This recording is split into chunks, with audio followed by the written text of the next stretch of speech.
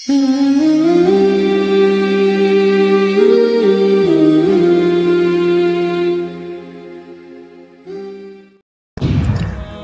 muslim harus memiliki bekal ilmu kristologi untuk membentengi diri dan keluarga serta untuk berdakwah.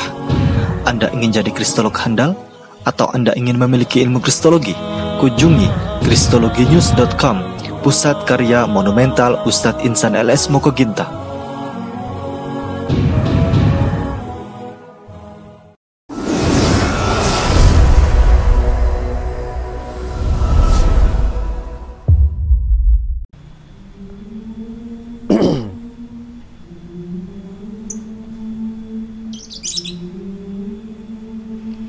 Assalamualaikum warahmatullahi wabarakatuh.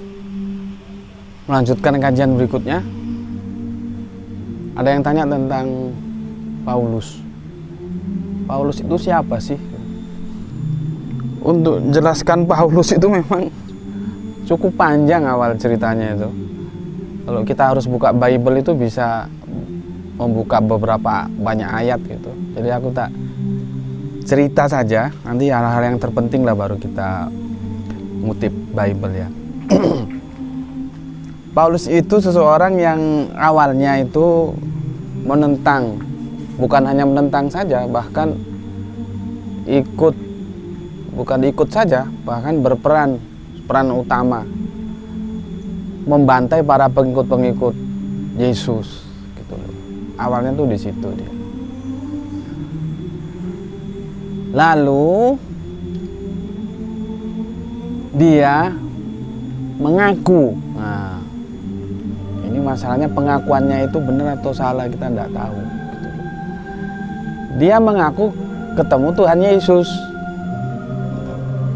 ketika dia mau berangkat ke Damsyik setelah minta izin oleh otoritas penguasa saat itu. Ya.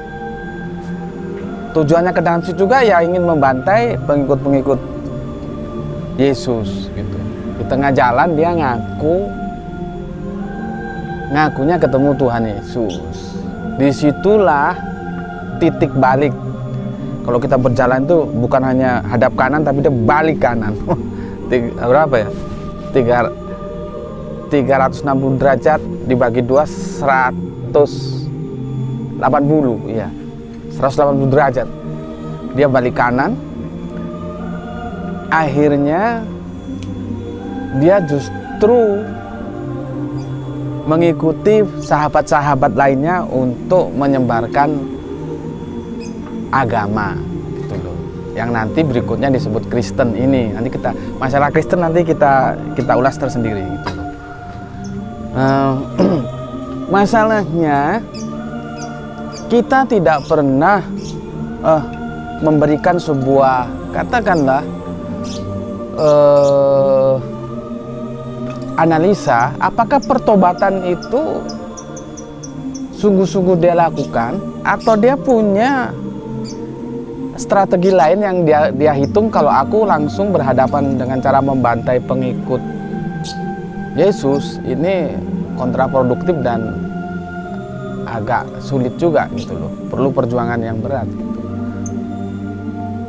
Bagaimana kalau aku masuk ke dalamnya dan aku melakukan perubahan tentang ajaran Yesus itu sendiri.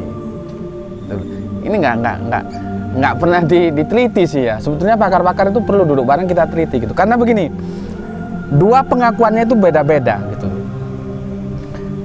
Ini aku baca di Kisah Para Rasul 9:7 ya. Kisah Para Rasul 9:7. Gini katanya. Pengakuannya Paulus itu begini. Maka termangu-mangulah teman-temannya seperjalanan karena mereka memang mendengar suara itu tetapi tidak melihat seorang juga pun. Jadi teman-temannya seperjalanan Paulus itu dilaporkan mereka mendengar tapi tidak melihat suara Yesus. Mendengar suara Yesus tapi tidak melihat Yesus gitu.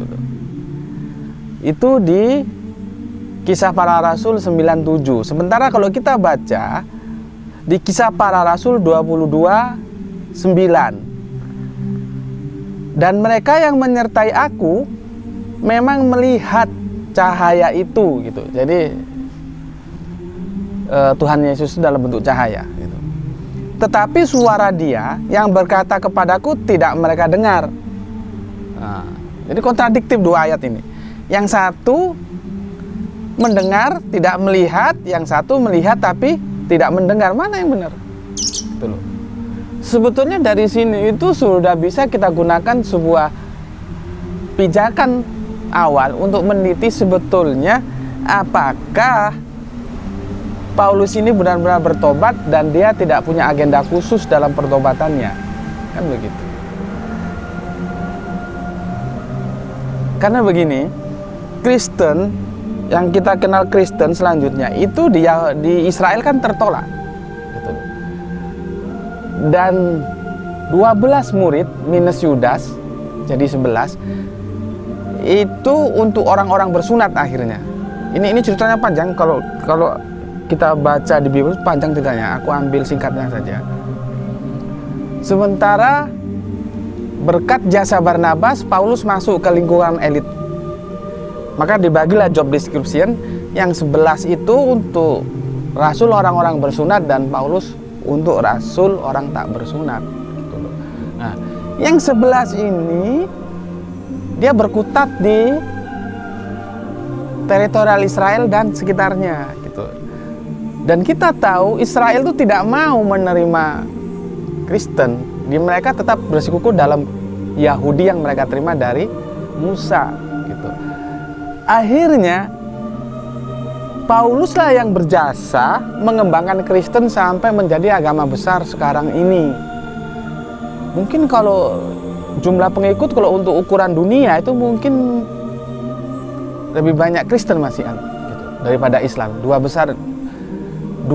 agama besar inilah gitu. Mungkin masih banyak Kristen populasinya gitu. Nah, itu jasa siapa? Jasa Paulus gitu. Jasa Paulus. Karena Paulus yang membawa keluar dan sukses gitu. Makanya ketika Michael Hart itu membagi orang siapa yang paling berjasa itu, yang urutan pertamanya Kanjeng Nabi Muhammad itu, Paulus harus berbagi dengan Yesus gitu loh. Tapi bagaimanapun sejarah mengatakan itu jasa Paulus, tersebarnya Kristen di dunia ini jasa Paulus, itu nggak bisa diingkari gitu. Cuman yang kita perlu tahu nanti tentang, ada yang tanya tentang Tuhan gitu ya. Setelah Paulus masuk, Paulus membuat teologi sendiri yang itu disebut dengan soteriologi salib. Jadi keselamatan itu atas salib. Karena di salib itulah Yesus menebus dosa-dosa manusia yang telah lahir, yang diwarisi dari dosa Adam. Nah, apakah Yesus mengajarkan dosa waris? Ini kan apa ya? Perlu didiskusikan juga gitu loh. Perlu didiskusikan juga gitu. Disinilah Paulus berperan. Jadi, kalau aku bilang bahwa inti ajaran Paulus itu yang setelah dia masuk menjadi penyebar Kristen itu di soteriologi salibnya, bahwa keselamatan itu terjadi atas penyaliban Yesus di kayu salib sebagai rangka penebusan dosa manusia. Nah, di sini kan kita bisa lihat, artinya sudah dimasuki pola pikir Paulus kekristenan itu, gitu. Jadi itu yang penting aku sampaikan tentang Paulus, gitu. Ya, oke. Makasih. Assalamualaikum warahmatullahi wabarakatuh.